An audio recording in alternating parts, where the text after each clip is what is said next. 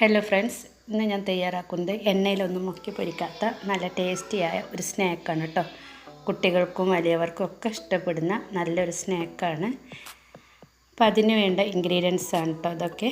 ഇതാ കുറച്ച് ചിക്കൻ ഉപ്പും മഞ്ഞളും ഇട്ട് വേവിച്ചതാണ്, അത് പൊടിച്ചെടുത്തിട്ടുണ്ട്. കുറച്ച് കാബേജ്, കുറച്ച് ക്യാരറ്റ്, ഒരു വലിയ സവോള.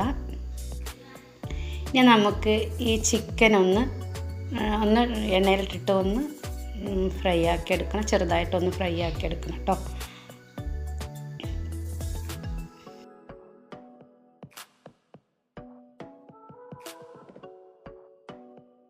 ഇനി നമുക്ക് ഈ ചിക്കൻ ഒന്ന് ചെറുതായി ഒന്ന് മൊരിഞ്ഞ് വരുന്ന സമയത്ത് നമുക്കിതിലേക്ക് ഒരു മീഡിയം സൈസിലുള്ള സവാള ചെറുതായി അരിഞ്ഞതാണ് അതിലേക്ക് ഇട്ട് കൊടുക്കുക. ഇനി അതിൻ്റെ കൂടെ തന്നെ ക്യാരറ്റ് അതുപോലെ ഒന്ന് ഗ്രേറ്റ് ചെയ്തെടുത്തതാണ്. അതിൻ്റെ കൂടെ തന്നെ കാബേജ് ചെറുതായി അരിഞ്ഞതാണ്, അതും ഇതിലേക്ക് ഇട്ട് കൊടുക്കുക. ഒരു ക്യാരറ്റും ചെറിയ കഷ്ണം കാബേജും 2 പച്ചമുളകും ചെറുതായി അരിഞ്ഞതാണ്. അതിൻ്റെ കൂടെ 1 ടീസ്പൂൺ കുരുമുളക് പൊടിയാണ് കേട്ടോ. എന്നിട്ട് ഇതൊന്ന് ജസ്റ്റ് ഒന്ന് ചൂടാക്കി എടുക്കുക കേട്ടോ. വെന്ത് പോവരുത്, ഒരു 2 മിനിറ്റ് മീഡിയം ടു ലോ ഫ്ലെയിമിൽ വെച്ചൊന്ന് ചൂടാക്കി എടുത്താൽ മതി. ഇതാ നമുക്ക് 2 ബ്രെഡ് ഇതുപോലെ വെച്ചിട്ട് ഒരു അടപ്പ് കൊണ്ട് അമർത്തി കൊടുത്താൽ നമുക്കിത്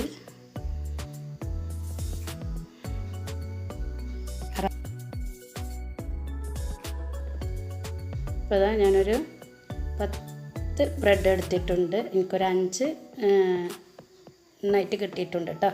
ഇനി നമുക്ക് നേരത്തെ ചൂടാക്കി വെച്ച കൂട്ടില്ലേ, അത് ഒരു ബൗളിലേക്ക് ഇട്ടിട്ട് ചൂടാറിയതിന് ശേഷം അതിലേക്ക് മയോണൈസ് ഒഴിച്ച് കൊടുക്കുക. ഒരു മുട്ടയും കുറച്ച് എണ്ണ ഒഴിച്ചിട്ട് നമ്മൾ സാധാ മയോണൈസ് എങ്ങനെ തയ്യാറാക്കുന്നത് വെച്ചാൽ അതുപോലെ തയ്യാറാക്കിയാൽ മതി. കുറച്ച് ലൂസായിട്ടൊക്കെ തോന്നും, എണ്ണ കുറച്ച് മതി. എണ്ണ കൂടുതൽ ഒഴിക്കുമ്പോഴാണ് തിക്കായിട്ട് വരിക. അപ്പോൾ നമുക്കിത് കുട്ടികൾക്ക് കൊടുക്കാനുള്ളതല്ലേ, അപ്പോൾ കുറച്ച് ഒഴിച്ച് കൊടുത്താൽ മതി കേട്ടോ എണ്ണയൊക്കെ. ഇനി നമുക്കിതാ ഒരു ബാറ്റർ തയ്യാറാക്കിയിട്ട് മൈദയുടെ ഇത് കണ്ടോ അതുപോലെ ഒന്ന് ഒട്ടിച്ച് കൊടുക്കണം കേട്ടോ. ഇതിൻ്റെ 4 വശവും ബ്രെഡിൻ്റെ. എന്നിട്ട് മറ്റേ ഒരു ബ്രെഡ് എടുത്തിട്ട് അതിൻ്റെ മേലെ ഇങ്ങനെ ഒട്ടിച്ച് കൊടുക്കുക. അതിൽ ഇതുപോലെ.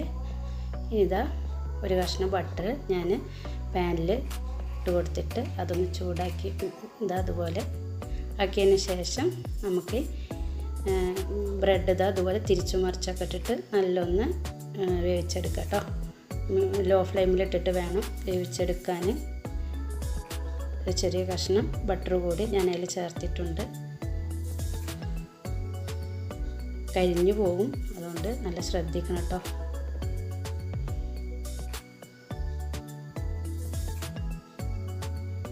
ഒരു തവണ നമ്മൾ ഇതുപോലെ ഉണ്ടാക്കിയാൽ പിന്നെ നമ്മൾ കടയിൽ നിന്നൊന്നും ഷവർമ വാങ്ങിച്ച് കഴിക്കൂല കേട്ടോ, അത്രയും ടേസ്റ്റാണ്. എന്തായാലും ഇതുപോലെ ഉണ്ടാക്കിയില്ലെങ്കിൽ ഒന്ന് ഉണ്ടാക്കി നോക്കുക. ഇനി ഇതിൻ്റെ ഒരു സൈഡ് നമുക്കിങ്ങനെ തുറന്നെടുത്തിട്ട് നമുക്ക് ഈ കൂട്ട് ഇതിലേക്ക് ഇട്ട് കൊടുക്കുക കേട്ടോ. ഇതിൽ ഞാൻ കുറച്ച് ഉപ്പ് കൂടി ചേർത്തിട്ടുണ്ട് കേട്ടോ, ഞാൻ പറയാൻ വിട്ടു പോയതാണ്.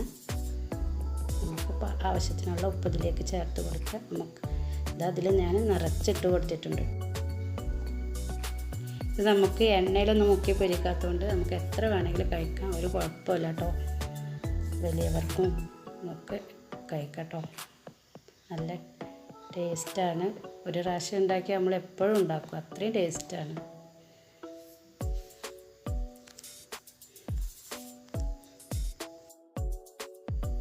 നോമ്പ് തുറക്കുന്ന സമയത്ത് ഇതൊരു 2 എണ്ണം കഴിച്ചാൽ തന്നെ നമ്മൾ വയറ് നിറയും. വേറെ കടികളൊന്നും വേണമെന്നില്ല കേട്ടോ.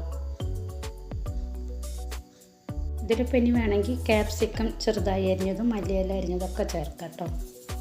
അതൊന്നും ഇല്ലാച്ചിട്ട് ഇനി ഇത് ഒഴിവാക്കും ചെയ്യേണ്ട. ഇത്ര ഇൻഗ്രീഡിയൻസ് തന്നെ മതി, നമുക്ക് കഴിക്കാൻ നല്ല ടേസ്റ്റ് തന്നെയാണ് കേട്ടോ അങ്ങനെ ഉണ്ടാക്കിയാലും.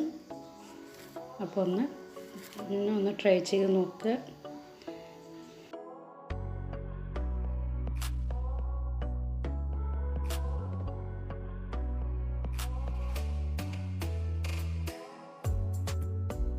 അപ്പോൾ മുഴുവനായും ഫില്ല് ചെയ്ത് കഴിഞ്ഞു. അപ്പോൾ കണ്ടല്ലേ, ഇത്രയേ ഉള്ളൂ. എൻ്റെ റെസിപ്പി നിങ്ങൾക്ക് ഇഷ്ടപ്പെടുകയാണെങ്കിൽ ലൈക്കും കമൻറ്റും സബ്സ്ക്രൈബും ഒക്കെ ചെയ്യാം കേട്ടോ. Thank you.